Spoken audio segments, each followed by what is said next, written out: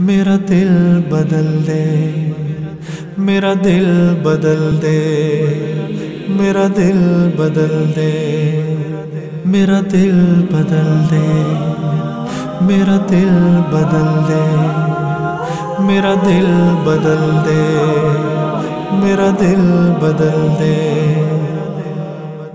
میرا غفلت میں ڈوبا دل بدل دے، میرا غفلت میں ڈوبا. السلام علیکم ورحمۃ اللہ وبرکاتہ. الحمد للہ وکفا والسلام علی عباده الذین اصطفى. اما بعد فاعوذ باللہ من الشیطان الرجیم. بسم اللہ الرحمن الرحیم. وقال اللہ تبارک وتعالی شهر رمضان الذي أنزل فيه القرآن صدق الله العظيم. وقال النبي صلى الله عليه وسلم القرآن حجة لك أو عليك أو كما قال عليه الصلاة والسلام.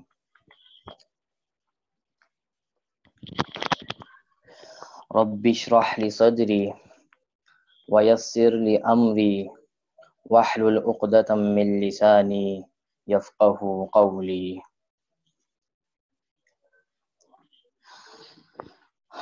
الحمدللہ، اللہ تعالیٰ کا بڑا احسان ہے کہ اللہ تعالیٰ نے ہمیں آج دوسرے دن بھی اس کلاس میں جمع فرما دیا ہے، اور اسی طرح رمضان کا دوسرا دن اور دوسرا روزہ رکھنے کی بھی توفیق نصیب فرمائی ہے. دعا کیجیے اللہ تعالیٰ اس رمضان کے روزے کو ہمارے لیے قبول فرما لے، اور جو روزے کا مقصد ہے کہ ہم اللہ والے بن جائے، نیک بن جائے، وہ مقصد بھی ہمیں نصیب فرما جائے. کل الحمدللہ پہلی کلاس تھی جس کے اندر سورۃ الفاتحہ کو لے کر تھوڑی سی بات ہوئی تھی اور کچھ احادیث کے اوپر باتیں ہوئی تھیں اور کچھ فقہی مسائل ہوئے تھے. آج جو ہمارے پاس سورت ہے وہ سورۃ الفیل ہے. سورۃ الفیل یہ سورت بھی مکی سورت ہے اور اس کے اندر ٹوٹل 5 آیات ہیں. فیل کہتے ہیں عربی کے اندر ہاتھی کو، جس کو انگلش میں ہم ایلیفینٹ کہتے ہیں. تو اردو میں ہاتھی، عربی میں فیل اور انگلش میں ایلیفینٹ، اس کا مطلب ہاتھی ہے. اس سورت کا نام سورۃ الفیل کیوں رکھا گیا؟ اس کی وجہ اس کا بیک گراؤنڈ ہے، کیونکہ اس سورت نازل ہونے کے جو شان نزول اور واقعہ ہے وہ اگر سمجھ میں آ جائے تو اس سورت کا جو نام ہے پھر وہ آپ کو بات سمجھ میں آ جائے گی کہ اس سورت کا نام سورۃ الفیل کیوں رکھا گیا، ایک جانور کے نام سے اس سورت کا نام کیوں رکھا گیا، کیوں شروعات کی گئی. واقعہ طویل ہے کہ مختصر میں انشاءاللہ عرض کروں گا. رسول اللہ صلی اللہ علیہ وسلم جس سال پیدا ہوئے اسی سال کا یہ واقعہ ہے، یعنی رسول اللہ صلی اللہ علیہ وسلم کی پیدائش سے پہلے کا واقعہ ہے، لیکن اسی سال کا واقعہ ہے جس سال رسول اللہ صلی اللہ علیہ وسلم اس دنیا میں تشریف لے کر آئے. واقعہ یہ تھا کہ سعودیہ عرب کے قریب ایک ملک یمن ہے. یمن کے اندر مشرکین رہا کرتے تھے جو اللہ کو چھوڑ کر کسی اور کی عبادت کرتے تھے. وہاں کا جو بادشاہ تھا، جو بڑا تھا، اس کا نام ابرہہ تھا. ابرہہ سے اوپر بھی ایک بڑا بادشاہ تھا، لیکن جیسے کہتے ہیں وزیر جو تھا وہ ابرہہ تھا. ابرہہ نے دیکھا کہ یمن سے کچھ لوگ سعودیہ عرب جاتے ہیں، مکہ جاتے ہیں، اور وہاں جا کر خانہ کعبہ کا طواف کرتے ہیں اور خانہ کعبہ میں جا کر اللہ تعالیٰ کی عبادت کرتے ہیں۔ تو ابرہہ کو یہ بات برداشت نہ ہوئی اور اس نے ایک پلاننگ تیار کی کہ میں خانہ کعبہ کی طرح اس کے ٹکر پر اس کے اگینسٹ ایک ایسا کنیسہ بناؤں گا یمن میں، جہاں یہ جو دوسرے لوگ جو خانہ کعبہ عبادت کرنے جاتے ہیں تاکہ وہ لوگ وہاں نہ جائیں، بلکہ میں جو ایک عمارت بناؤں گا یہاں اس عمارت کی وہ جا کے یہاں پر عبادت کریں، تاکہ اس دونوں میں فرق پیدا ہو۔ یہ چاہتا تھا کہ مسلمانوں اور کفار میں ہمارے میں فرق پیدا ہو، یہ کرنا چاہتا تھا۔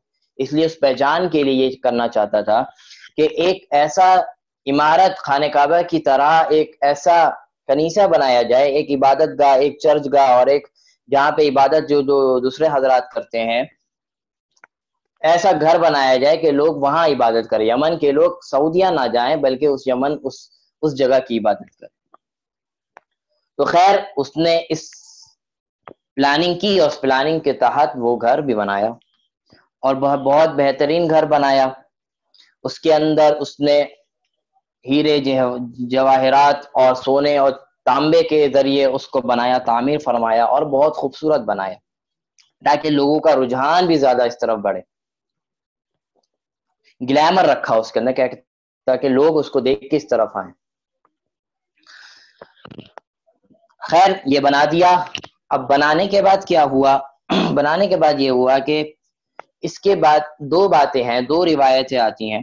ایک روایت یہ ہے کہ جب یہ چیز بنایا اس نے تو عرب والوں کو، جو سعودیہ میں جو مسلمان رہتے تھے، جو مسلمان تھے، جو کعبہ میں جا کے عبادت کرتے تھے، انہوں نے یہ دیکھا کہ ایک ابرہہ شخص سے اس نے اپنا کعبہ، اپنا کنیسہ بنایا ہے تاکہ لوگ اس طرف نہ آئے۔ تو ان کے دل میں ایک غصہ آیا، اور اس غصے کی عالم میں ان لوگوں نے وہاں یمن جا کر اس جو گھر اس نے بنایا تھا وہاں پر انہوں نے آلودگیاں مچا دی، یعنی اس کو خراب کر دیا، انہوں نے گندگیاں مچا دی تاکہ لوگ اس کی طرف نہ آئیں۔ ایک روایت یہ ہے کہ انہوں نے کیا۔ دوسری روایت یہ آتی ہے کہ اس جگہ سے جہاں پہ اس نے جو گھر بنایا تھا خانہ کعبہ کی ٹکر پہ، اس جگہ سے ایک مسافر جا رہے تھے، تو انہوں نے وہاں پہ سردی کا موقع تھا تو کچھ آگ وغیرہ لگائی ہیٹ حاصل کرنے کے لیے، تو آگ کا شعلہ جو تھا وہ اڑتے ہوئے اس گھر پہ جا کے گیا اور اس شعلے کی وجہ سے وہ پورا گھر جل گیا۔ یہ دو روایت ہیں، دونوں صحیح ہیں، دونوں مفسرین نے دونوں روایت اس میں نقل فرمائی ہیں۔ جب یہ بات ابرہہ کو پتہ چلی کہ یہ جو میں نے بنایا ہے اس کے ساتھ یہ ہوا ہے، تو یہ ابرہہ بہت زیادہ غصے میں اور طیش میں آ گیا، اور اس نے یہ تہیہ کر لیا کہ ان لوگوں نے وہ تو یہی سمجھ رہا تھا کہ خانہ کعبہ عرب کے لوگوں نے میرے اس گھر کے ساتھ کیا ہے، تو اس نے بدلہ لینے کے لیے کہا کہ میں نعوذ باللہ ان کا جو خانہ کعبہ ہے ان کو گراؤں گا، اس کے خانہ کعبہ کو خراب کروں گا، ان کے خانہ کعبہ کو ختم کر دوں گا۔ اس نے یہ پلاننگ بنا لی اور اپنے تمام ساتھیوں کو جمع کر لیا اور یہ استحاد کہ ہم اس کام کو کریں گے۔ اب اس نے یہ لوگ جو سفر کرتے تھے، ابرہہ اور اس کے لشکر والے، جیسے ہم سفر کرتے ہیں کار پہ، گاڑیوں پہ یا دوسری چیزوں پر، دوسری ہمارے پاس جو کنوینس ہے اس کے اوپر سفر کرتے ہیں، اسی طرح عرب جو تھے وہ اونٹوں پر سفر کیا کرتے تھے، پھر بعد میں گھوڑوں پہ سفر کیا کرتے تھے۔ یہ لوگ جو تھے یہ لوگ ہاتھیوں پہ سفر کیا کرتے تھے، اسی لیے اس سورت کا نام سورۃ الفیل رکھا گیا۔ ہاتھیوں پر یہ لوگ سفر کرتے تھے، تو انہوں نے تقریباً 7-8 ہاتھی تیار کیے، انتہائی بہترین قسم والے ہاتھی، اور ان کو اس سازش کے تحت تیار کیا کہ ہم اس کے اوپر بیٹھ کے جائیں گے اور خانہ کعبہ کو نعوذ باللہ آج اس کا کام تمام کر دیں گے۔ خیر انہوں نے اپنے ہاتھی تیار کیے، ہاتھی پہ بیٹھے اور خانہ کعبہ کی طرف رخ کر لیا۔ راستے میں ایک شخص تھا نفیل بن حبیب، یہ بھی مسلمان تھا، اور خانہ کعبہ عرب میں رہتا تھا، تو اس نے اس شخص کو گرفتار کر لیا، ابرہہ نے اس کو گرفتار کر لیا کہ یہ وہاں کا بندہ ہے، اس کو گرفتار کر لیا، اس کو گرفتار کر کے ہی وہاں پر خانہ کعبہ کے اندر انٹر ہونے کی کوشش کی۔ جب خانہ کعبہ کے حدود سے پہلے جب یہ سعودیہ کا جو علاقہ ہے وہاں جب یہ لوگ داخل ہوئے تو ان لوگوں نے جو حضرت محمد صلی اللہ علیہ وسلم کے جو دادا تھے حضرت عبد المطلب، ان کے یہ جو تھے ان کے پاس بہت سارے اونٹ تھے، تو انہوں نے اس ابرہہ کے لشکر نے حضرت عبد المطلب کے اونٹ کو اپنے پاس قبضے میں لے لیا، ان کے جانوروں کو قبضے میں لے لیا۔ جب یہ بات حضرت عبد المطلب کو پتہ چلی کہ اس نے یہ کام کیا ہے، تو حضرت مطلب اس کے پاس آئے اور کہنے لگے کہ تم نے میرے اس اونٹ کو قبضے میں لے لیا ہے، اپنے پاس رکھ لیا ہے، وہ اونٹ مجھے واپسی کر دو۔ یہ سننا تھا کہ ابرہہ ہنسنے لگا اور ان کے لشکر والے ہنسنے لگے اور کہنے لگا کہ بھائی میں تو تمہارے گھر تمہارے خانہ کعبہ کو گرانے آیا ہوں، میں تو تمہارے گھر کو نقصان پہنچانے آیا ہوں، اور تمہیں اپنے اونٹوں کی فکر لگی ہوئی ہے۔ تمہیں تو یہ چاہیے تھا تو تم آ کے یہ کہتے کہ تم خانہ کعبہ کو کچھ نہ کرو، اللہ کے گھر کو کچھ نہ کرو، تم کیا سوال کر رہے ہو کہ تم میرے اونٹوں کو دے دو، میرے اونٹوں کو چھوڑ دو۔ اس موقع پر حضرت عبد المطلب نے ایک تاریخی جملہ عطا فرمایا کہ دیکھو بھائی بات یہ ہے کہ اونٹوں کا مالک میں ہوں، تو میں جس کا مالک ہوں میں اس کی فکر کروں گا، میں اونٹ کا مالک ہوں، میں خانہ کعبہ کا مالک نہیں ہوں، تو میں اونٹ کا مالک ہوں اس لیے مجھے اونٹوں کی فکر ہے، اس لیے میں تم سے اونٹوں کا سوال کر رہا ہوں کہ میرے اونٹ جو تم نے گرفتار اور قبضے میں لیے ہیں وہ اونٹ مجھے واپسی کر دو۔ خانہ کعبہ جو ہے وہ اس کا مالک اللہ ہے، تو مجھے اتنا یقین ہے کہ اللہ اپنے گھر کے اوپر ایک ذرہ برابر بھی آنچ نہیں آنے دے گا، اس لیے مجھے اس کی کوئی پرواہ نہیں ہے۔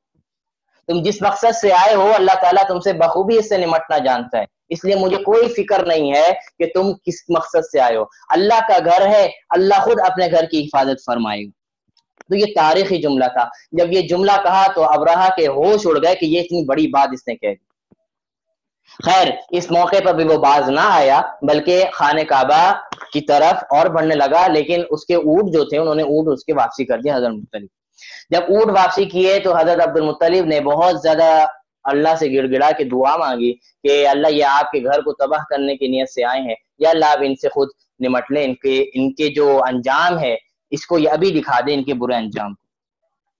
خیر جب یہ آگے بڑھے خانہ کعبہ کی طرف، جیسے ہی بڑھنے لگے اللہ تعالیٰ کو جو اللہ تعالیٰ کی رحمت کو، اللہ تعالیٰ کے غضب کو، رحمت تو نہیں اللہ کے غضب کو جوش آیا، اور اللہ تعالیٰ نے ان کے اوپر خانہ کعبہ کی اطراف میں سے بہت سارے پرندے بھیج دیے، بہت سارے پرندے بھیج دیے۔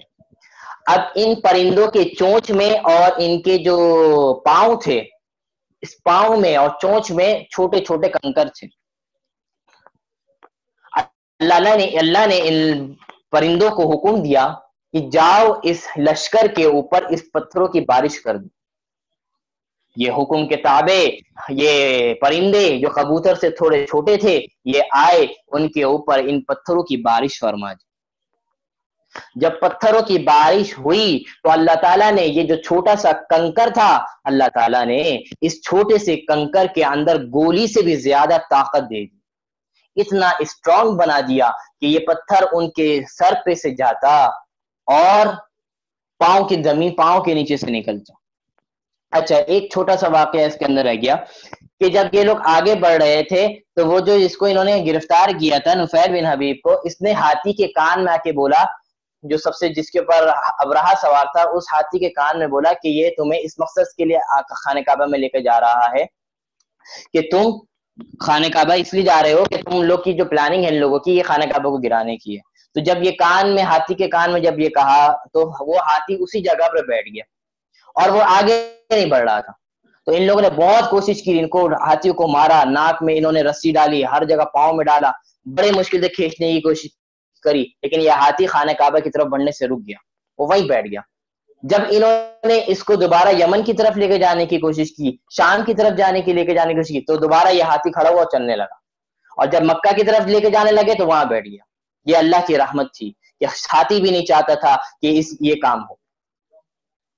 خیر جب یہ یہاں پر اس موقع پر آ کے یہ لوگ پھنس گئے کہ ہاتھی نہ آگے بڑھا ہے اور پیچھے جا رہا ہے, پیچھے جانے میں تو ہمارے لیے شکست کا ہے کہ ہم پیچھے جائیں گے تو یہ لوگ مذاق بنائیں گے, یہ لوگ بھاگ گئے, یہ لوگ مسلمان مذاق بنائیں گے. تو انہوں نے سوچا کہ اب کیا کریں. تو جب یہ لوگ سوچ ہی رہے تھے اس موقع پر اللہ تعالیٰ نے یہ پرندوں کو حکم دیا کہ جاؤ ان کے اوپر پتھروں کی بارش فرمائیں. ان پتھروں نے, ان پرندوں نے ان کے اوپر جو پتھروں کی بارش فرمائی. اللہ تعالیٰ نے اس چھوٹے چھوٹے پتھروں میں اتنی طاقت دے دی کہ یہ پتھر ان کے سر سے گھستا اور پاؤں کے نیچے سے نکلتا. تو اس طرح جب انہوں نے بارش ہوئی تو ان پتھروں کی کنکریوں کی وجہ سے یہ سارے جو لشکر والے تھے اللہ تعالیٰ نے ان چھوٹے پرندوں کی ہی وجہ سے ان کو تباہ و برباد کر دیا. لیکن ابرہہ اس موقع پر نہیں ہلاک ہوا, جو اصل اس کا لیڈر تھا وہ ہلاک نہیں ہوا. اللہ تعالیٰ نے اس کو اور زیادہ عبرتناک انجام سے دوچار فرمانا تھا, اس لیے اللہ تعالیٰ نے اس موقع پر اس کو ہلاک نہیں فرمایا. یہ جو کنکر اس کے اوپر آ کے گئے تھے اس کی وجہ سے اس کے جسم میں ایک ایسی بیماری پیدا ہو گئی کہ جس کی وجہ سے اس کے جسم کے اعضاء جھڑنے لگے. تو یہ وہاں سے بھاگا اور بھاگنے کی طرف اپنے ملک کی طرف جانے لگا, تو راستے میں اس کے سارے جو جسم کے اعضاء تھے وہ گر گر کے ٹوٹنے لگے اور اس کا جسم پورا تار تار اور بالکل بکھر گیا. اس کو قرآن مجید نے بتایا کہ ابھی ہم ترجمہ کریں گے تو یہ جسم ان کا کیسا ہو گیا تھا وہ ابھی بتائیں.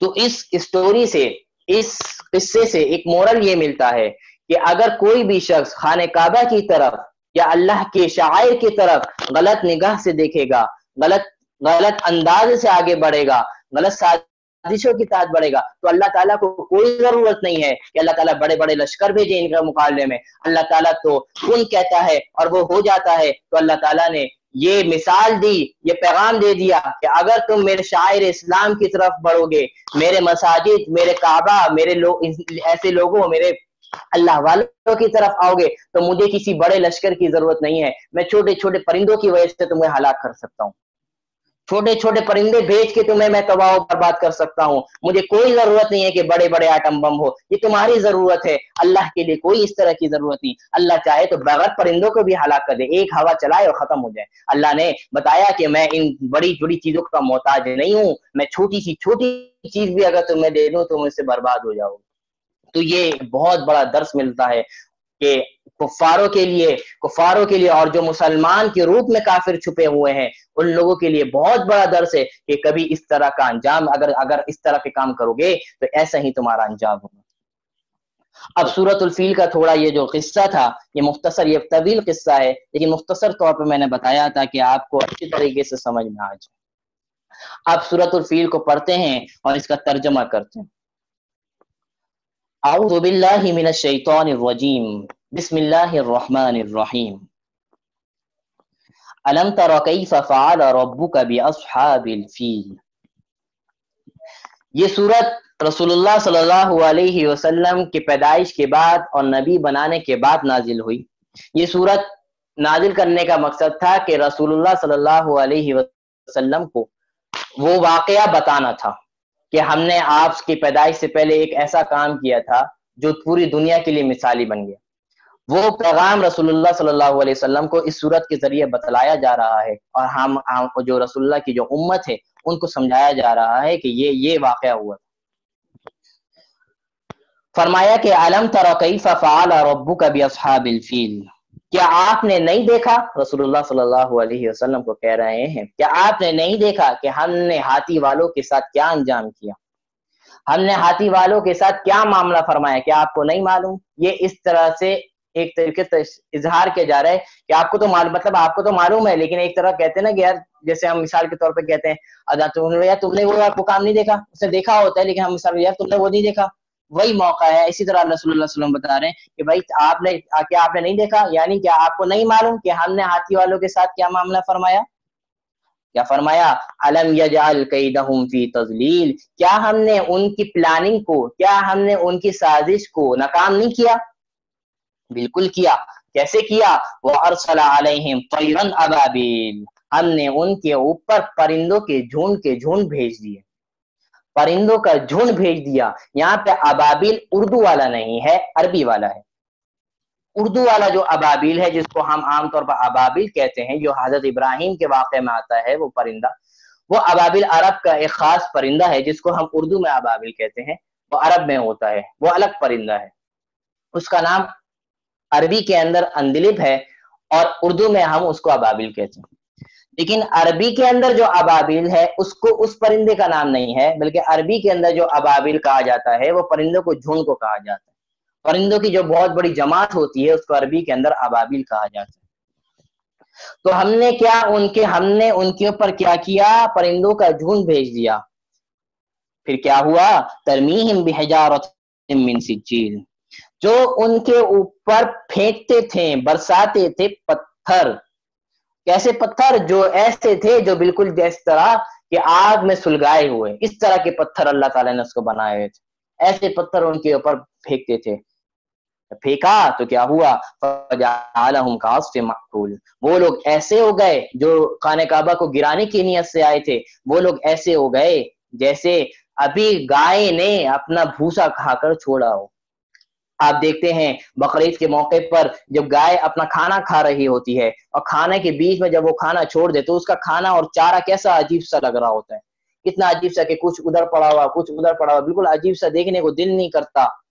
ایسے ہی اللہ تعالیٰ نے اس مثال کو بتایا کہ یہ ایسے ہو گئے کہ جیسے ابھی کسی نے ان لوگوں کو کھا کر چھوڑا ہو، کوئی وہاں پڑا ہوا، کسی کا ہاتھ وہاں ہے، کسی کا جسم وہاں ہے، کوئی ہاتھی یہاں پڑا ہے، اس طرح کا اس کا عالم ہو.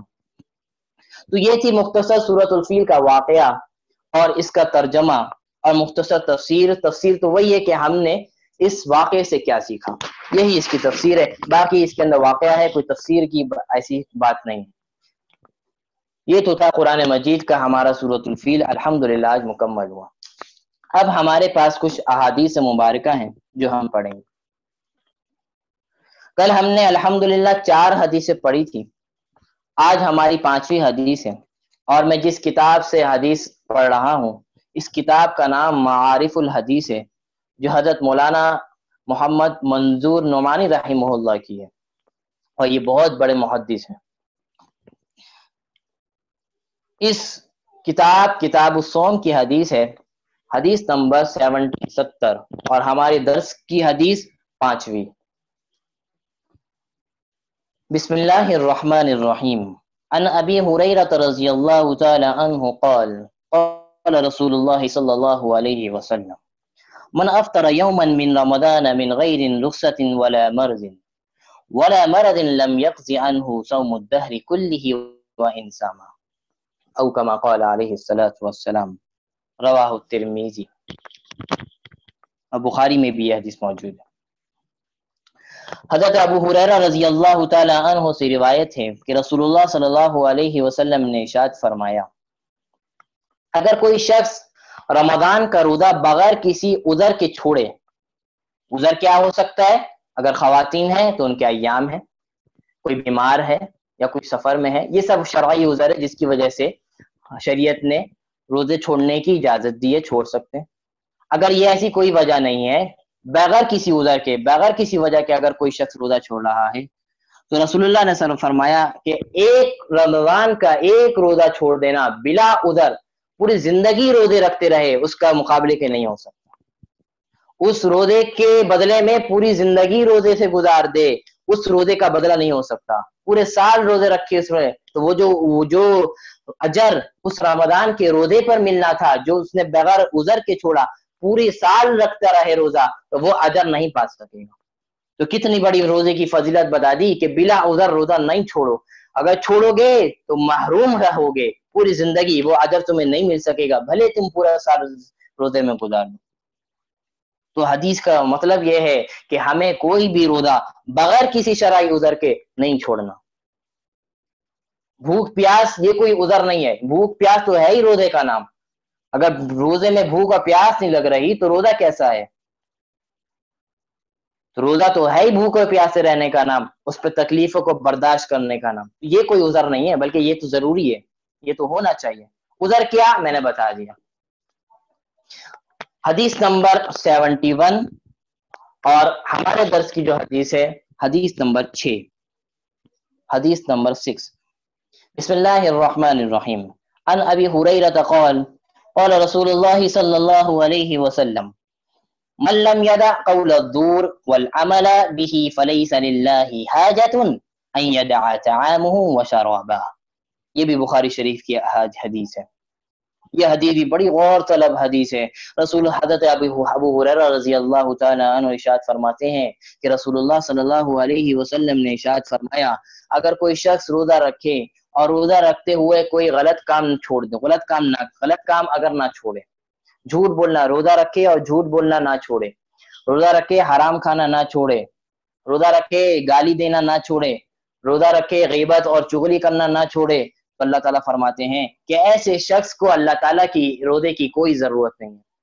یہ بھوکا پیاسا رہے، اللہ کو اس چیز کی کوئی ضرورت نہیں ہے. تو اس حدیث میں کتنی بڑی اشارت بتا دی کہ روزے کا مقصد صرف بھوکا پیاسا رہنا نہیں ہے، بلکہ روزے کا مقصد کیا ہے؟ روزے کا مقصد اپنے آپ کو گناہوں سے بچانا، اپنی زبان کو گناہوں سے بچانا، اپنی زبان کا بھی روزہ رکھنا ہے، اپنے کانوں کو غلط چیزوں سے سننے سے بچانا، اس کا بھی روزہ رکھنا ہے، اپنے ہاتھوں کو غلط جگہوں پہ لگنے سے بچانا. تو صرف روزہ یہ صرف بھوکے پیاسے رہنے کا نام نہیں ہے، بلکہ ہر چیز سے روزے، ہر چیز سے، ہر حرام چیز سے بچے رہنا، یہ روزے کا نام ہے. اصل ایک عقل کے طور پہ ایک بات ہے کہ اللہ تعالیٰ نے روزے کے اندر ہمیں حلال چیزوں سے روک دیا. جیسے ہم کھانا کھاتے تھے، پانی پیتے تھے، یہ ہمارے لیے حلال تھا، یا بیوی اور شوہر کا جو تعلق تھا یہ حلال تھا، لیکن روزے کے اندر اللہ تعالیٰ نے اس سے منع فرما دیا. حلال سے بھی کیا کر دیا؟ روک دیا کہ روزے میں یہ کام نہیں کرنا. اب آپ عقل سے سوچے کہ اللہ نے جس کا حلال سے روک دیا تو حرام سے روکنے کی کتنی بڑی ضرورت ہے. جو بغیر روزے سے بھی بچنا چاہیے، جو بغیر روزے، بغیر رمضان کے بھی عام زندگی میں ان حرام کاموں سے بچنا چاہیے، تو رمضان کے اندر اس کے اندر روزے کے اندر کتنی اس کی اہمیت بڑھ جائے گی. تو معلوم ہوا کہ کم از کم اگر آپ کوئی روزے کے اندر کوئی دوسری نیکی نہیں بھی کر رہے، دوسری چیزوں کا توفیق نہیں بھی مل رہی، تو کم از کم اپنے آپ کو گناہوں سے بچائیں، فضول گوئیوں سے بچائیں، فضول باتوں سے بچائیں، فضول گپ شپ سے بچائیں. آپ سو گئے، صرف نماز پڑھیں اور سو کے گزار لیں، کوئی مسئلہ نہیں ہے. آپ اپنے آپ کو گناہوں سے بچائیں. اگر آپ نے گناہ کر لیا اور بڑی بڑی نیکی کر لی، لیکن خدا نہ خواستہ اس گناہ کے وبال سے وہ نیکی ضائع ہو، تو خصوصی طور پر اپنے آپ کو حرام سے، جب اللہ نے حلال سے روک دیا تو حرام سے بچنے کی کتنی زیادہ ضرورت ہے. تو اپنے آپ کو غلط کاموں کو لے کے جانے سے اپنے آپ کو، میں نے ایک ورکشاپ میں ایک چیز وضاحت کی تھی کہ بھائی رمضان کے اندر اپنے ٹیلی ویژن کو بند کر دیں. بھلے رمضان کے اوپر بڑے بڑے علماء اور محدثین اور وہ بیٹھے ہیں، بھلے بیٹھے ہیں، آپ ٹیلی ویژن کو بند کر دیجیے، کیونکہ یہ بلا اختیاری طور پر آپ کو اس ایسے کاموں میں ملوث کر دے گا جس کا آپ کو بھاری نقصان اٹھانا پڑے گا. اگر کوئی ضرورت کے موقع پر کوئی خبر، کوئی زیادہ اس طرح کے موقع پر کوئی سننا بھی چاہتا ہے تو ضرورت کے تحت چلائیں، ہر وقت نہیں، خصوصاً افطاری اور سحری کے موقع پہ تو بند کر دیں. اور کوئی ضرورت نہیں، کیلنڈر آپ کے پاس موجود ہے اور مساجد سے اذان کی آواز آ جاتی ہے، اس سے آپ روزے کھول لیں، کیلنڈر کے ٹائم دیکھ کے آپ روزے کھول لیں. کوئی ضرورت نہیں ہے رمضان کے ٹرانسمیشن میں اذان ہوگی تو اس کو دیکھ کے ہم روزہ کھولیں گے. تو ان دو موقع پر تو ٹیلی ویژن بند کر دیں، اور یہ اس موقع پر خصوصاً اپنے آپ کو دعاؤں میں رکھیں. جو خواتین اس موقع پر کچنوں میں یا دوسرے کاموں میں لگی ہوتی ہیں، وہ بھی 10-15 منٹ پہلے اپنے آپ کو فارغ کر لیں اور اس موقع پہ دسترخوان پہ بیٹھ کے دعا کریں. اس موقع پر اللہ تعالیٰ بہت سے لوگوں کی مغفرت فرماتے ہیں. اور اگر اس موقع خواتین کو نہیں بھی مل رہا 10-15 منٹ کا، تو کام کرتے ہوئے بھی اپنی زبان پر اذکار کو جاری رکھیں، درود شریف کو جاری رکھیں. تو اس کی خاص طور پر توجہ رکھنی ہے کہ اپنے آپ کو گناہوں سے بچانا. تو یہ تھی رمضان سے متعلق کچھ احادیث ہے جو کل پڑھی اور آج پڑھی. اب الحمدللہ دوسری احادیث کی طرف ہم بڑھیں گے. آج 2 حدیثیں ہو گئی، انشاءاللہ آج کی تیسری حدیث اور ہماری دین کی 7ویں حدیث ہے. معرف الحدیث کی حدیث نمبر 3 ہے. حضرت ابن عمر، حضرت عمر کے صاحبزادے اس حدیث کی روایت فرماتے ہیں عن ابن عمر قال قال رسول اللہ صلی اللہ علیہ وسلم بني الاسلام على 5: شهادة ان لا اله الا الله وان محمدا عبده ورسوله واقام الصلاة وإيتاء الزكاة والحج والصوم رمضان رواہ البخاری و مسلم۔ اس چھوٹی سی حدیث میں اللہ کے نبی نے پورے اسلام کو جمع فرما دیا، جس کو ہم انگلش کے اندر یا چھوٹے چھوٹے بچے چھوٹی کلاسوں میں پرائمری کلاس میں پڑھتے ہیں کہ ارکان اسلام کتنے ہیں، پلرز آف اسلام کتنے ہیں۔ رسول اللہ صلی اللہ علیہ وسلم نے فرمایا بنی الاسلام علی خمس، اللہ تعالیٰ نے اسلام کی بنیاد 5 چیزوں پہ رکھی ہے۔ سب سے پہلی چیز کہ اللہ کی گواہی دینا کہ اللہ ایک ہے، اللہ کے سوا کوئی معبود نہیں، اور حضرت محمد صلی اللہ علیہ وسلم اللہ کے آخری نبی ہیں۔ یہ پہلا پلر ہے، یہ اسلام کی پہلی شرط ہے۔ دوسری شرط وَإِقَامِ الصَّلَاةِ، نماز کو قائم کرنا۔ وَإِيتَاءِ الزَّكَاةِ، دوسرا رکن زکوٰۃ کو ادا کرنا۔ والحج، تیسرا رکن، چوتھا رکن حج، حج کا ادا کرنا۔ وصوم رمضان، اور رمضان کے روزے رکھنا۔ اب 3 چیز تو ہر مسلمان پر آئے گی کہ اللہ کی گواہی دینا، رسول اللہ کی گواہی دینا، نماز پڑھنا، روزے رکھنا، یہ 3 چیز ہر مسلمان کے اوپر ہے۔ لیکن حج اور زکوٰۃ ہر مسلمان پر نہیں ہے، اس کے لیے کنڈیشنز ہیں کہ جس کے پاس اتنے پیسے ہوں گے جو وہ زکوٰۃ ادا کرے گا اور حج ادا کرے گا۔ تو اللہ کی گواہی کے بعد، رسول اللہ کی گواہی کے بعد دوسرے نمبر پہ ہی اللہ تعالیٰ کے نبی نے نماز کو رکھ دیا کہ دوسرا رکن نماز ہے۔ تو نماز کی اہمیت بھی پتہ چل رہی ہے کہ اللہ کے ماننے کے بعد، رسول اللہ کو ماننے کے بعد جو پہلا کام کرنا ہے وہ نماز پڑھنا ہے۔ نماز کے بارے میں رسول اللہ صلی اللہ علیہ وسلم نے ارشاد فرمایا کہ قیامت کے دن سب سے پہلے رمضان کا نماز کا سوال ہوگا۔ اگر نماز ٹھیک نکل گئی تو آگے کے معاملات بھی ٹھیک سیکھ ہوتے رہیں گے، اور اگر نماز ہی خراب ہو گئی تو آگے معاملات آپ نے بھلے نہیں کیا کہ وہ معاملات بھی خراب ہوتے چلیں گے۔ تو نماز کی بڑی اہمیت فرمائی۔ دوسرے نمبر پہ زکوٰۃ کو ادا کرنا، زکوٰۃ کو ادا کرنا بھی ضروری، جو مال حیثیت ہے اس کے مسائل انشاءاللہ بتاؤں گا کسی دن۔ تو زکوٰۃ کو بھی ادا کرنا ضروری ہے، جو صاحب حیثیت ہے ان کو زکوٰۃ ادا کرنا ضروری ہے۔ زکوٰۃ کے بارے میں آتا ہے جو شخص زکوٰۃ ادا نہیں کرے گا اس کا مال قیامت کے دن اس کے لیے آگ اور سانپ کا ذریعہ بنے گا۔ آگ، اس کے مال کو آگ بنا دیا جائے گا اور سانپ بنا دیا گا جو اس کو تکلیف پہنچائیں گے۔ تیسرے نمبر پر وجہ حج کرنا۔ حج کے بارے میں رسول اللہ نے فرمایا کہ جو شخص حج کر لیتا ہے اس کے پچھلے تمام گناہوں کو معاف فرما دیتا ہے۔ وصوم رمضان، اور رمضان کے روزے رکھنا۔ رمضان کے روزے رکھنا، روزے سے متعلق احادیث گزر گئے۔ اب یہ 5 چیزیں اسلام کی بنیاد ہے۔ اگر کسی مسلمان کے اندر ان 5 چیزوں میں سے کوئی ایک چیز بھی نہیں ہے تو اس کے اندر اسلام نہیں ہے۔ اگر کسی مسلمان کو اگر اپنے آپ کو اگر مسلمان کے ترازو میں رکھنا ہے تو ان 5 چیزوں کو دیکھنا پڑے گا، یہ 5 چیزیں میرے اندر ہیں یا نہیں۔ اگر ان 5 چیزیں میرے اندر ہیں تو الحمدللہ میں مسلمان ہوں۔ اگر یہ 5 چیزوں میں سے ایک چیز بھی نہیں ہے کسی وجہ سے، زکوٰۃ اور حج کی بات نہیں ہو رہی، وہ تو کسی کنڈیشن کے اوپر ہے، 3 چیزیں جو خصوصاً طور پر اگر یہ چیز میرے اندر نہیں ہے تو وہ اپنے آپ کو مسلمان شمار نہ کرے۔ تو مسلمان کے لیے ضروری ہے ان 5 چیزوں پہ عمل کرنا۔ اب اللہ تعالیٰ، اللہ کے رسول نے اس کو بنیاد بتایا، یہ 5 بنیاد اسلام کی۔ بنیاد کسے کہتے ہیں؟ مثال کے طور پر کوئی ہم اب ایک بلڈنگ بنا رہے ہیں، کوئی گھر بنا رہے ہیں، اگر ہم اس کی کوئی پلرز نہیں بنائیں گے، اس کے بنیاد، اس کا ستون نہیں بنائیں گے اور ڈائریکٹ چھت کھڑی کرنے کی کوشش کریں گے تو کیا ہوگا؟ چھت گر جائے گا۔ تو پہلے ستون بنانا ضروری ہے چھت کو کھڑی کرنے کے لیے۔ اسی طرح اللہ تعالیٰ نے مثال کے طور پر سمجھایا کہ جیسے اسلام کی جو چھت ہے وہ ان 5 ستونوں کے اوپر کھڑی ہے، ایک ستون بھی نہیں ہوگا تو اسلام کی چھت گر جائے گی۔ اب ہم نے 5 ستون تو بنا لیے، چھت بھی کھڑی کر دی، لیکن کیا اب ہم اس گھروں میں رہ سکتے ہیں؟ نہیں رہ سکتے۔ گھر کی ضرورت کیا ہے؟ اس کے اندر رومز بھی ہونے چاہیے، اس کے اندر کچنز بھی ہونا چاہیے، اس کے اندر واش روم بھی ہونا چاہیے، اس کے اندر اور ضروریات کی زندگی کے سامان ہونے چاہیے، تب وہ گھر رہنے کے قابل ہے۔ صرف چھت کھڑی کر دینے سے، صرف ستون کھڑے کر دینے سے وہ گھر رہنے کے قابل نہیں ہوتا۔ تو یہی مثال اس کے اوپر ہے کہ اگر کسی شخص کے اندر یہ 5 چیزیں آ گئیں تو اس کا مطلب یہ نہیں ہے کہ وہ کامل مسلمان بن گیا۔ مسلمان تو ہو گیا، مسلمان کا لیبل تو اس کے اوپر لگ گیا، لیکن کامل مسلمان نہیں ہو۔ جیسے گھر میں دوسری چیزیں بھی بنانا ضروری ہیں، اسی کے اندر مسلمان کے اندر اور بھی بہت ساری چیزیں ہونا ضروری ہے کامل مسلمان بننے کے لیے۔ وہ کیا چیز ہے؟ وہ یہ ہے کہ نماز یہ 5 چیزیں تو کرنی ہے، اس کے علاوہ کیا ہے؟ صدقات دینے ہیں، جھوٹ سے بچنا ہے، سچ بولنا ہے، جہاد کرنا ہے. یہ ساری چیزیں بھی جب ہوں گی مسلمان کے اندر تب وہ کامل مسلمان بنے.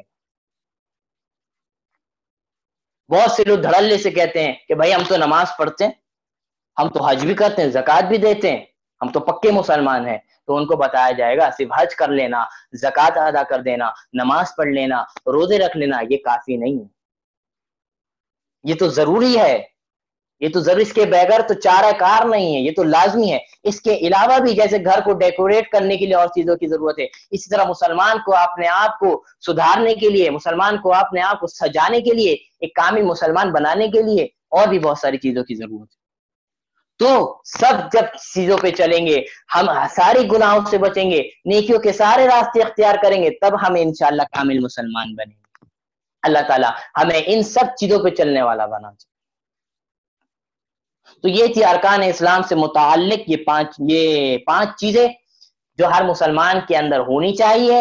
اگر کوئی شخص اس 5 چیزوں کے اندر کوئی چیز اس کے اندر نہیں ہے تو وہ غور کرے کہ میں کیسا مسلمان ہوں. اور اس کے علاوہ بھی بہت ساری چیزیں ہیں جو مسلمانوں کے اندر ہونی چاہیے تاکہ وہ ایک کامل مسلمان بن سکے، ایک اچھا مسلمان بن سکے. تو الحمدللہ ہمارا قرآن کا لیکچر ہو گیا، احادیث کے اوپر ہو گیا. اب انشاءاللہ کچھ فقہی مسائل جو روزے سے متعلق ہے وہ پڑھیں گے. کل نیت سے متعلق کچھ مسائل بتائے تھے. آج 1-2 مسئلے نیت کے حوالے سے ہے کہ اگر کوئی شخص رمضان کے اندر کسی دوسرے روزے کی نیت کرتا ہے، کوئی نفل روزے کی نیت کرتا ہے یا کوئی اپنے قضا روزے کی نیت کرتا ہے، تو اس کی نیت اگر اس نے قضا روزے رکھنے کی یا نفل روزے رکھنے کی تو پھر بھی اس کی طرف سے وہ روزہ ادا نہیں ہوگا، بلکہ اس کے لیے رمضان کا ہی روزہ ادا ہوگا. رمضان یعنی مطلب یہ ہے کہ اگر کوئی شخص رمضان کے روزے کی نیت نہیں بھی کرتا اور کسی دوسرے روزے کی نیت کرتے وہ رمضان میں روزہ رکھتا ہے تو اس کی طرف سے رمضان کا ہی روزہ ادا ہوگا، دوسرے روزے کی جو نیت کی وہ نہیں ہوگا، اس کو وہ بعد میں رکھنا پڑے گا. تو یہ تھی روزے سے متعلق نیت سے متعلق کچھ احادیث.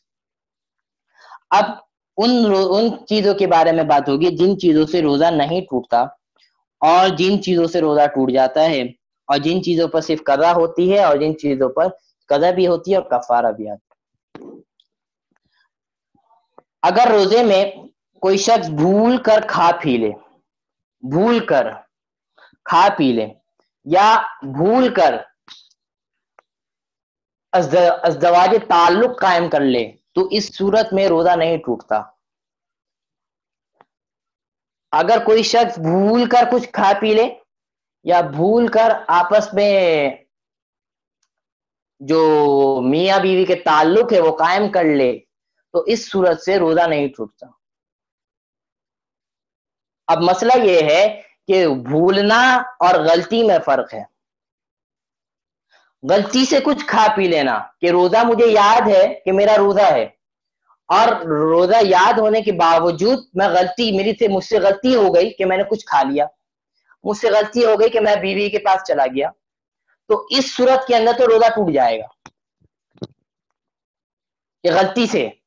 اور ایک ایسا شخص ہے جس کو روزہ یاد ہی نہیں ہے، جس کو یاد ہی نہیں کہ میرا روزہ ہے، وہ عام دین سمجھ رہا ہے، یاد نہیں ہے. بہت سے لوگوں کے ساتھ ایسا قصہ ہو جاتا ہے، کوئی یاد نہیں ہوتا کہ میرا روزہ ہے، وہ عام نیچرلی ایسے کہ پانی پی لیتے، پتہ ہی نہیں چلتا یار میرا تو روزہ تھا. یہاں پہ وہ مسئلہ بتایا جا رہا ہے کہ اگر اس کو روزہ یاد ہی نہیں ہے اور یاد نہ ہونے کے باوجود کچھ کھا پی لے اور اس طرح کے کام کر لے تو اس صورت میں روزہ نہیں ٹوٹتا. تو یہ اس کے اندر ڈفرنس ضروری آپ کے اندر پہچانے کہ غلطی کیا ہے، غلطی اور بھول میں فرق ہے. غلطی سے کچھ کام کر لینا اس سے تو روزہ ٹوٹ جائے گا، اور بھول کے کوئی کام کر لینا جو روزے سے منافی کام ہے وہ اگر کام کر لینا تو اس سے روزہ نہیں ٹوٹے گا. تو یہ پہلا مسئلہ.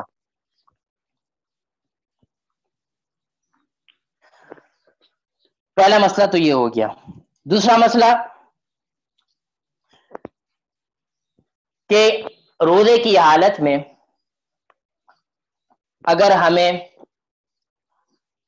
سونے کی حالت میں کوئی احتلام وغیرہ ہو گیا تو اس صورت کے اندر بھی روزہ نہیں ٹوٹتا. روزے کی حالت میں اگر احتلام ہو جائے سونے کی حالت میں تو اس صورت کے اندر بھی روزہ نہیں ٹوٹتا۔ یہ حدیث، یہ مسئلہ بھی واضح ہو گیا۔ تیسرا مسئلہ، روزے کی حالت میں سرما لگانا، تیل لگانا یا خوشبو لگانا، سونگھنا، اس سے روزے پر کچھ اثر نہیں پڑتا۔ اور اگر سرما زیادہ لگایا کہ آنکھ میں لگانے سے اتنا زیادہ سرما بھر دیا کہ اس کا ٹیسٹ، سرمے کا ٹیسٹ آپ کے حلق تک پہنچ گیا، کیونکہ کان اور ناک کا ایک کنیکشن حلق سے ہوتا ہے، تو وہاں کا جو اگر بہت زیادہ اگر اندر چلا جائے تو وہ حلق تک اس کا احساس پہنچ جاتا ہے۔ تو اگر کوئی اس کے ساتھ کسی کی ایسی کنڈیشن ہے کہ اس سرمے کا ٹیسٹ حلق تک آ گیا یا اس تیل کا ٹیسٹ حلق تک آ گیا تو اس صورت میں تو روزہ ٹوٹ جائے گا۔ لیکن اگر ایسا ہوتا بھی نہیں عام طور پر، تو اس صورت میں تیل لگانے سے، سرما لگا لینے سے یا خوشبو سونگھنے سے یا خوشبو لگا لینے سے روزہ نہیں ٹوٹتا۔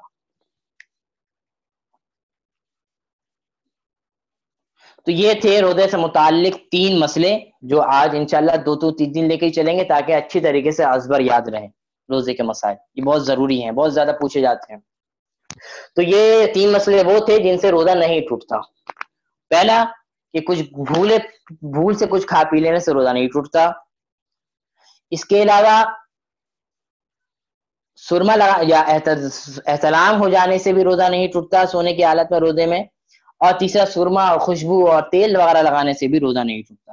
ایک مسئلہ اور بتا دوں کہ ناپاکی کی حالت کے اندر اگر کوئی شخص روزہ سحری کرتا ہے تو اس ناپاکی کے حالات میں اگر کوئی شخص اس کے اوپر غسل واجب ہے اور اس نے نہایا نہیں، غسل نہیں کیا، اور اسی حالت میں اگر کوئی روزہ رکھ رہا ہے، روزے کی نیت کر رہا ہے، تو اس سے اس کا روزہ درست ہو جائے گا۔ لیکن ناپاکی کے حالت میں روزہ رکھنا اور سحری کرنا یہ کوئی اچھی بات نہیں ہے۔ رسول اللہ نے فرمایا کہ جلدی سے جلد غسل کر لینا چاہیے، اگر غسل واجب ہو جائے تو جلد از جلد غسل کر لینا چاہیے، کیونکہ پھر اس کے پاس جب تک وہ غسل کے بغیر رہتا ہے اس کے پاس رحمت کے فرشتے نہیں آتے۔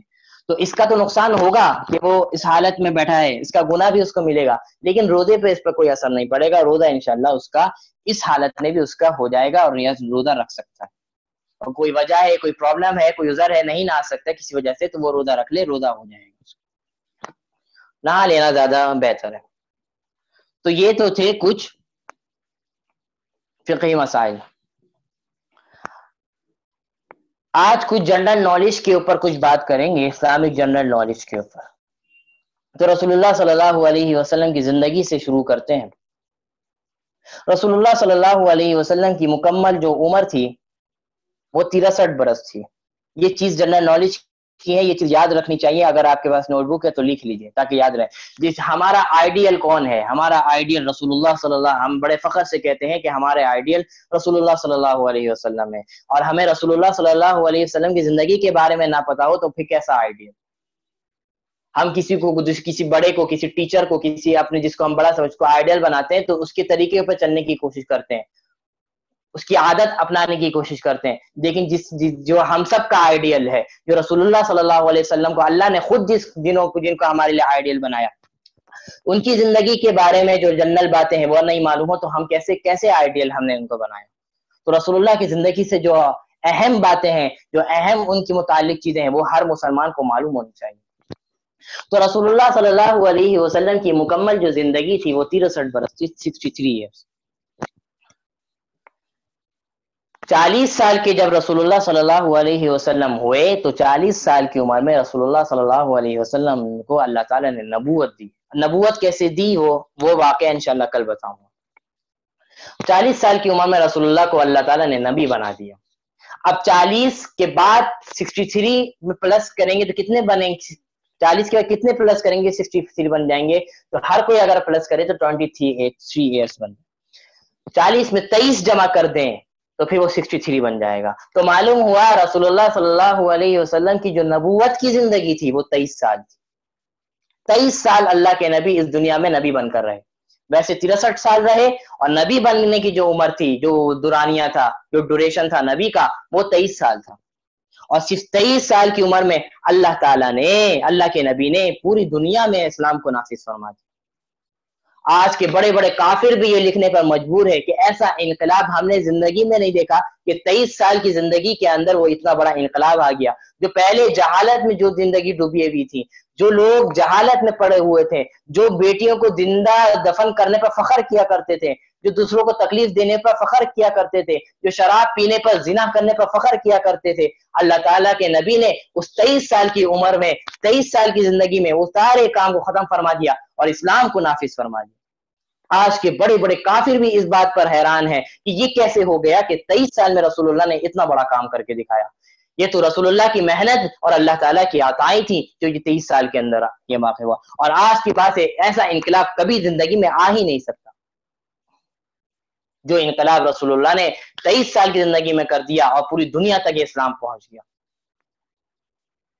ایسے ہی آج بھی ایسے انقلابی دور کی ضرورت ہے کہ یہ جو کفار ہیں، جو بڑے بڑے بنے ہوئے ہیں، بڑے تکبر میں ہیں، ایسے لیڈر کی آج بھی بہت زیادہ ضرورت ہے کہ اس طرح اسلام کو آگے لے کے چلے کہ ان کے جو کارخانے ہیں وہ سارے بند ہو جائیں۔ ایسے لیڈر کی ضرورت آج بھی ہے، اللہ تعالیٰ ایسا لیڈر ہمیں نصیب فرمائے۔ تو رسول اللہ صلی اللہ علیہ وسلم کی مکمل زندگی 63 سال تھی، جس میں سے 40 سال کی عمر میں رسول اللہ صلی اللہ علیہ وسلم کو نبوت ملی، اور نبوت کے بعد 23 سال رسول اللہ صلی اللہ علیہ وسلم نے اس دنیا میں پورا اسلام پھیلایا، اور 23 سال کے عرصے میں ہی قرآن مجید کو اللہ تعالیٰ نے نازل فرمایا۔ یہ تو تھی رسول اللہ کی زندگی سے کچھ اہم چیزیں، اور جس میں سے 23 سال کے اندر، جس میں سے 13 سال کی زندگی رسول اللہ صلی اللہ علیہ وسلم کی مکی زندگی ہے، جہاں رسول اللہ صلی اللہ علیہ وسلم 13 سال میں مکہ میں اسلام پھیلایا، اور 10 سال کی زندگی وہ ہے جس میں رسول اللہ صلی اللہ علیہ وسلم نے مدینہ میں اسلام پھیلایا، اور مدینہ میں بہت زیادہ تیزی سے اسلام پھیلا، اور 10 سال کی جو محنت رسول اللہ کی اصل محنت جو 23 سال میں سے بھی اصل محنت یہ 10 سال کی تھی، اس 10 سال میں بہت زیادہ فتوحات مسلمانوں کو ملی، بہت تیزی سے اس 10 سالوں میں اسلام کو پھیلا۔ مدینہ میں، مکہ میں جو اسلام پھیلا وہ مدینہ سے ہی پھیلا ہے۔ مکہ کے میں رہتے ہوئے تو کافروں کا غلبہ تھا، وہ اس طرح اسلام نہیں پھیل پا رہا تھا، لیکن مدینہ سے وہ اسلام پھیلا اور پورے مکہ میں پورا جو عرب ہے اور پوری دنیا کو کور کر لیا۔ یہ تھا اصل محنت رسول اللہ کی 10 سال کی زندگی جو پوری دنیا کے اندر انقلابی بن گئی۔ یہ کچھ باتیں اور بھی کریں گے رسول اللہ کی سے صحابزادیوں کے متعلق، ان کے بیویوں کے متعلق وہ باتیں بھی چلتی رہیں گی۔ تو یہ چند باتیں جو اسلامک جنرل نالج کے حوالے سے کی کہ رسول اللہ کی زندگی کے بارے میں یہ سب کو معلوم ہونا چاہیے کہ رسول اللہ کی زندگی کتنی تھی، کتنی سال مدنی زندگی تھی، کتنے سال مکی زندگی تھی، کب رسول اللہ صلی اللہ علیہ وسلم نبی بنا کے بھیجے۔ اب رمضان سے متعلق کچھ ہدایات ہیں جو میں آپ کے سامنے رکھنا چاہتا ہوں۔ ایک ہدایت تو وہی ہے کہ رمضان الحمدللہ ہم پر آ گیا ہے، ایک ہدایت تو وہی ہے کہ اپنے آپ کو گناہوں سے بچائیں، جتنا حد تک امکان ہو سکے گناہوں سے بچائیں۔ اگر گناہ خدا نہ خواستہ ہو جائیں تو فوراً توبہ کر لیں، فوراً اللہ سے معافی مانگ لیں، اللہ تعالیٰ انشاءاللہ معاف فرمائیں گے۔ دوسری ہدایت یہ ہے کہ جیسے ہم کبھی دوسری چیز، ہمارے پیپرز ہو رہے ہوتے ہیں، ہمیں کوئی بڑا کام کرنا ہوتا ہے تو ہم اس کا پہلے ایک ٹائم ٹیبل بنا لیتے ہیں۔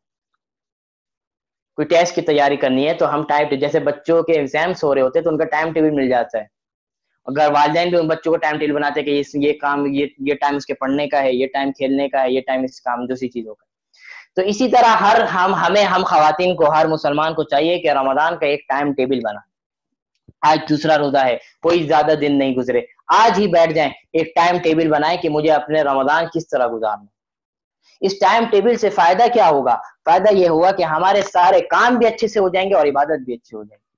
اور اس ٹائم ٹیبل میں عبادت کا ٹائم زیادہ نکالیں، ساری چیزیں اس کے اندر کہ یہ ٹائم میرے کچن کا ہے، اس کے اندر کالم بنائیں، یہ ٹائم میرے کچن کا ہے، یہ ٹائم میرے بچوں کے لیے ہے، یہ ٹائم میرے شوہر کے لیے ہے، یہ ٹائم میری عبادت کے لیے ہے۔ اس طرح کے ٹائم مینج کریں، اپنی پوری جو 24 گھنٹے کی زندگی ہے پوروں کو ڈیوائیڈ کریں اور اس کو گھنٹوں پہ ڈیوائیڈ کر کے ٹائم مینج کریں، اور اس کے اندر نمازوں کا اور قرآن مجید پڑھنے کا، تراویح پڑھنے کا، سب چیزوں کا ٹائم اس کے اندر مینشن کریں اور اس ٹائم ٹیبل کے ہی مطابق چلیں، تو انشاءاللہ وہ سارے کام بھی ہوتے رہیں گے اور عبادت بھی ہوتی رہے گی، اور الحمدللہ ہمارا رمضان بہت اچھا گزر جائے گا۔ بنا ٹائم ٹیبل کے چلیں گے تو نہ عبادت صحیح سے ہو سکے گی، نہ کام صحیح سے ہو سکے گا، کام بھی صحیح سے نہیں ہو سکے گا کہ کچھ کام کس موقع پہ کرنا ہے وہ کس موقع پر ہو رہا ہے، صبح کا کام رات میں ہوگا، رات کا کام دوپہر میں ہوگا، تو رات کا کام رات میں اس کو مینشن کریں، دوپہر کا کام دوپہر میں اس کو مینشن کریں، رات کی عبادت میں مینشن کریں، صبح کی عبادت صبح کے کالم میں مینشن کریں، اس طرح ٹائم ٹیبل بنائیں اور اس طرح پورا رمضان گزاریں۔ یہ تھی دوسری ہدایت رمضان سے متعلق۔ اور تیسری ہدایت وہی جو میں نے کہا کہ اپنے آپ کو اس اسمارٹ فون سے، ٹیلی ویژن سے اپنے آپ کو دور رکھیں، حتی الامکان دور رکھیں، یوٹیوب، فیس بک، ان سب چیزوں سے دور رکھیں۔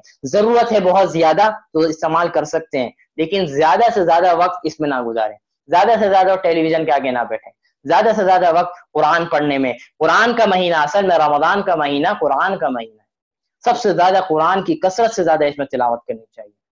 تو جو ٹائم ہمارا موبائل میں لگتا تھا، جو ٹائم ہمارا ٹیلی ویژن میں لگتا تھا، جو ٹائم ہمارا رمضان سے پہلے کسی اور کاموں میں لگتا تھا، وہ ٹائم اس رمضان میں قرآن کو دیجیے۔ قرآن کو زیادہ سے زیادہ پڑھیے، زیادہ سے زیادہ پڑھیے، جتنا قرآن پڑھ لیں وہ کم ہے۔ تو کثرت، خاص تعلق ہے قرآن سے رمضان کا، تو قرآن کی کثرت پڑھیں، نوافل زیادہ سے زیادہ پڑھیں۔ رمضان کے اندر نفل کا ثواب فرض کے برابر ہو جاتا ہے، اور فرض کا ثواب 70 فرض کے برابر ہو جاتا ہے۔ تو ایک ٹائم ٹیبل بنائیں اور اس کے تحت یہ کام کریں۔ یہ 3-4 گزارشات تھی جو رمضان سے متعلق، دن بدن اس طرح چلتی رہے گی گزارشات ہدایت تو اس سے متعلق۔ تو الحمدللہ دعا بھی کیجئے اللہ تعالیٰ اس رمضان کو ہمارے لیے انقلابی، ہماری زندگی کے لیے انقلابی رمضان بنا دے۔ اب وآخر دعوانا ان الحمدللہ رب العالمین۔ دعا کر لیتے ہیں، اللہم اہدنا فیمن ہدیت، اللهم تولنا فيمن توليت، اللهم صل على محمد وعلى ال محمد كما صليت على ابراهيم وعلى ال ابراهيم انك حميد مجيد، اللهم بارك على محمد وعلى ال محمد كما باركت على ابراهيم وعلى ال ابراهيم انك حميد مجيد، ربنا ظلمنا انفسنا وان لم تغفر لنا وترحمنا لنكونن من الخاسرين، ربنا آتنا في الدنيا حسنه وفي الاخره حسنه وقنا عذاب النار، ربنا تقبل منا انك انت السميع العليم وتب علينا انك انت التواب الرحيم، ربنا هب لنا من ازواجنا وذرياتنا قرة اعين واجعلنا للمتقين اماما، رب اجعلني مقيم الصلاة ومن ذريتي، ربنا وتقبل دعاء، ربنا اغفر لي ولوالدي وللمؤمنين يوم يقوم الحساب، رب اغفر وارحم وانت خير الراحمين، رب اغفر وارحم وانت خير الراحمين، رب ارحمهما كما ربياني صغيرا، رب ارحمهما كما ربياني صغيرا۔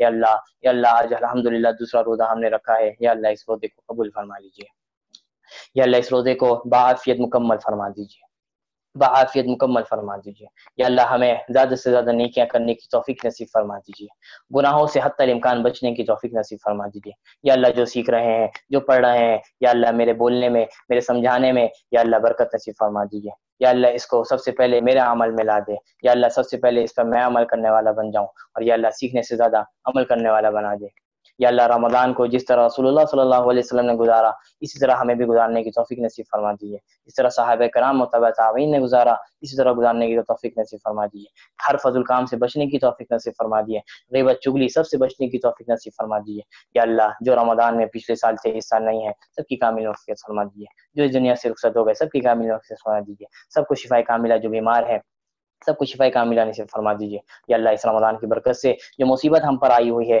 وباؤں کی صورت میں، یا اللہ اس مصیبت کو، یا اللہ اس عذاب کو، یا اللہ ہم پر سے اٹھا لیجیے، اللہم ارفع عنا الوباء، اللہم ارفع عنا البلاء والوباء، اللہم صلی علی محمد وعلی ال محمد کما صلیت علی ابراہیم وعلی ال ابراہیم انک حمید مجید، ربنا تقبل منا انک انت السمیع العلیم وتب علینا انک